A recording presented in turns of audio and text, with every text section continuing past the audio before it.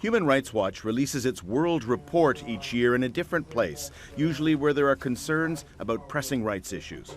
For 2016, it's Washington, D.C., where this latest report says Donald Trump's successful presidential election campaign appealed to racism and intolerance, threatening domestic civil rights and encouraging authoritarian populist leaders in other countries.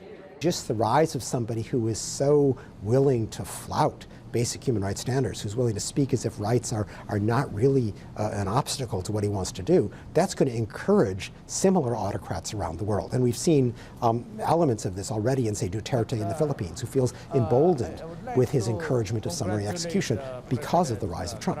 The report also names a man Donald Trump has said is very smart, Vladimir Putin. The Russian leader is cited as an example of successful demagogic rule leading to rights abuses, and not just at home. Moscow's support for Bashar al-Assad's government in Syria has led to widespread civilian casualties and war crimes, the report says. Populist politicians in Europe are accused of using anti-immigrant feelings and Islamophobia to run for office. In a continent that has experienced fascism in Adolf Hitler's Germany and in Italy under Benito Mussolini, the risks of aggressive populism can never be forgotten.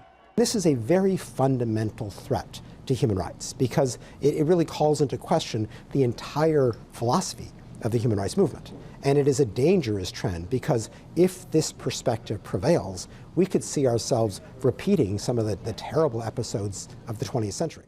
In the past, Human Rights Watch says activists were able to force change or end abuse by simply making public violations of fundamental rights by governments, what's known as naming and shaming.